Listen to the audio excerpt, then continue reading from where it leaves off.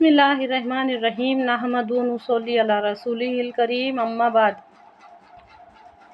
جب نیکی اور بھلائی مایوس ہو کر، نا امید ہو کر ایک کونے میں بیٹھ جاتی ہے،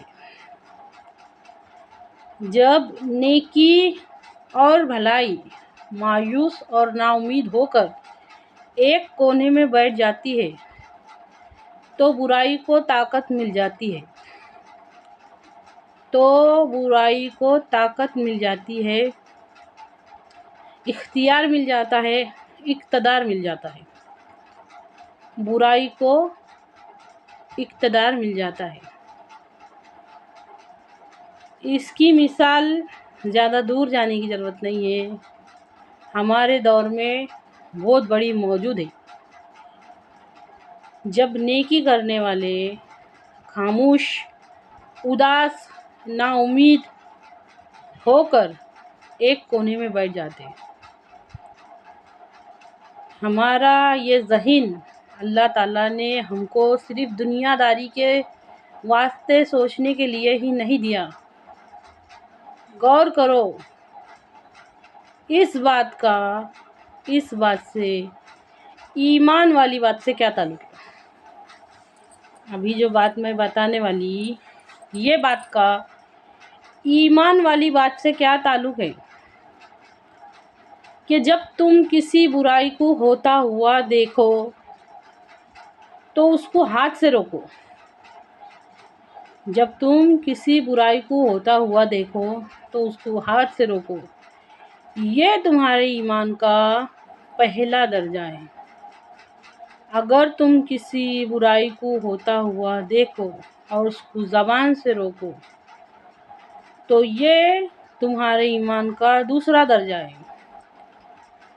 جب تم کسی برائی کو اگر یہ بھی نہیں ہو سکا، زبان سے روکنے کا کام بھی نہیں ہو سکا، تو کم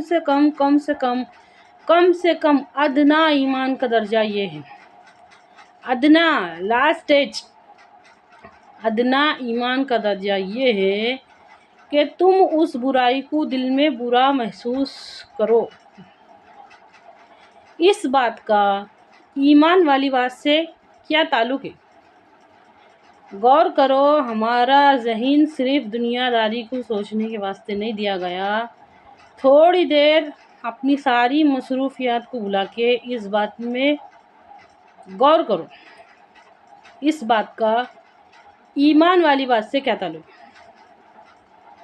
آج ہماری حالت یہ ہے، اللہ معاف کرے، کہ سوچ کے دیکھو، غور کر کے دیکھو کہ ہمارے پاس کون سے درجے کا ایمان ہے۔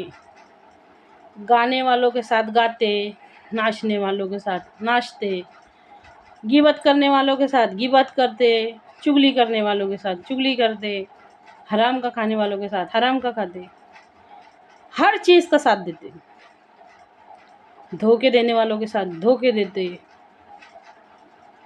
اچھی طرح سے غور کرو اس بات میں کہ ہم کون سے درجے کا ایمان لے کے گھوم رہے ہیں۔ ہماری مثال ایسی ہے، جسد بے جان، روح صرف جسم باقی ہے، روح ہماری اللہ معاف کرے مر چکی ہے، اسلامی روح ہمارے اندر کی مر چکی ہے۔ سوچ کے دیکھو، بے حیائی کرنے والوں کے ساتھ بے حیائی کر رہے، فیشن کے نام پہ جو بے حیائی ہو رہی دنیا میں، رک کے سوچو، ذرا غور کرو، اپنے قیمتی وقت میں سے وقت نکال کے غور کرو۔ کوئی چھوٹے کپڑے پہن رہا تھا، ہم بھی پہن رہے، کیوں تو وہ ایسا کر رہا تھا، ہم بھی کر رہے، تو یہ ہمارے کون سے درجے کا ایمان ہے؟ جب تم کسی آخری سٹیج کا ایمان یہ ہے، ادنا درجے کا ایمان یہ ہے کہ کم سے کم برا محسوس کرو، تو اس برا محسوس کرنے کا اثر یہ ہوگا کہ کبھی نہ کبھی ہم کو اس کو چھوڑنے کی توفیق ہوگی، توبہ کی توفیق ہوگی، ہم اس سے آگے بڑھیں گے ज़ुबान से रोकने की तौफ़ीक होंगी। अब जो बुराई को बुराई नहीं समझता, उससे क्या उम्मीद की जा सकती है? उससे उम्मीद क्या की जा सकती है? गौर करके देखो।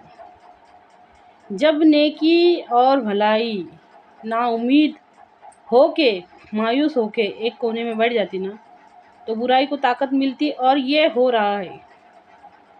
ये अल्लाह हमको समझ कर उस पे अमल करने की, दूर दूर तक जहाँ तक हो सके उसको फैलाने की तौफीक अता फरमा। सोचो कि अगर हम ऐसा करेंगे ना, लोग क्या बोलेंगे? हाथ से रोकने की कोशिश करें, ज़बान से रोकने की कोशिश करें। ये बहुत बीच बीच में बोलती है, तो ये बीच में बोलने का हक किसने दिलाए? ये ऑर्डर कहाँ से आया है? सोच के देखो कि ये ऑर्डर कहाँ से आया है। ये अल्लाह की तरफ से आया है। हमारे नबी सल्लल्लाहु अलैहि वसल्लम का इरशाद है कि जब तुम किसी बुराई को होता हुआ देखो तो उसको हाथ से रोको। हाथ से रोकने की ताकत नहीं है तो ज़ुबान से रोको। ज़ुबान से रोकने की ताकत नहीं है तो दिल में बुरा महसूस करो। एक दूसरे के आईना बन जाओ। आईना मतलब वो जो हमको हमारे ऐब दिखाता। समझिए इस बात को। एक मुसलमान दूसरे मुसलमान का आईना है। अगर हम ऐसा बोलेंगे, ये बहुत बार बार बात में बीच में बोलते नहीं, इस वजह से दुनिया से अमर बिल मारूफ और नहीं अनिल मुनकर ख़त्म हो रहा है। अल्लाह कहने सुनने से ज़्यादा अमल की तौफीक दे। आमीन।